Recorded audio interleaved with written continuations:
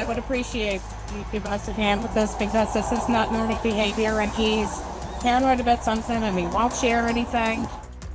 First at 6 and only on WPBF 25 News, new insight tonight about the hours before Stephen Scantlebury beat a hospital nurse nearly to death at Palms West Hospital. Newly obtained officer body camera video reveals the man's apparent paranoia, his mother's desperate plea to deputies for help, and Scantlebury's refusal to get treatment when deputies offered him several options.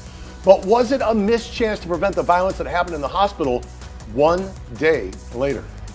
Good evening and thank you for joining us here at 6 o'clock. I'm Todd McDermott. And I'm Felicia Rodriguez. Investigative reporter Terry Parker continues our team coverage tonight. And Terry, the video gives us some new insight into Scantlebury's mental state. In it, you can see Stephen Eric Scantlebury was spiraling. His own mother didn't know what to do. She's told deputies that he had become paranoid and withdrawn. Deputies offered to take him to a mental health facility, but he refused, even laughing at the suggestion. Now we're looking at a closer look at the red flags that may have gone unnoticed and the warning signs that may have prevented this tragedy. Hey, sir, what's up? Were you trying to get my attention? Yes. The day before he allegedly beat a hospital nurse almost to death, Stephen Eric Scantlebury flagged down a sheriff's deputy outside Dunkin' Donuts, saying he was worried about stuff going on. I didn't know what to do, so I had to call the police. Okay, well, I'm here, so how can I help you? Scantlebury wouldn't talk to the first deputy, but seemed to connect to the second deputy who showed up minutes later. You guys have a family dispute over something? Yeah. Okay. You want to go talk to somebody about it? You just want to talk to somebody? You want to go somewhere? You want to... I need someone that I can trust. As that deputy gets Scantlebury a coffee, his mother, Gloria Scantlebury, shows up, obviously concerned. It sounds like he's very paranoid or something. He is. Okay. And I have no idea where this is coming from. Okay, all right. His wife doesn't know where it's coming from.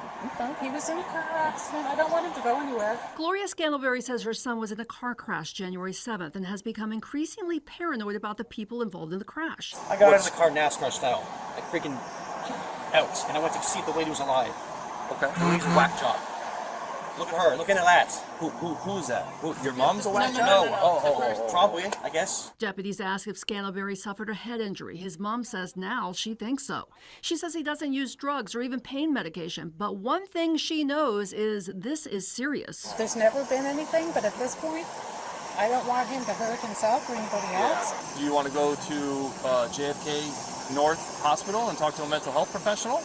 No. Deputies end up giving Scantlebury's number to counselors at the South County Mental Health Facility, and he says he will take their call, but his mother is increasingly worried. Something's not right with his train of thought, with his... Well, we can see that. Okay. But right now we don't have the criteria right now. I just wish he would run, then you could detain him.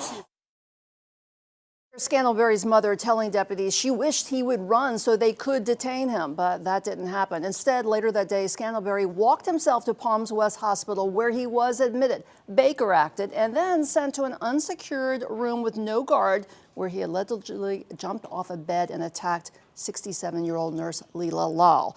And that's raising important questions tonight about how this horrifying situation could have been prevented. Terry Parker, WPBF 25 News.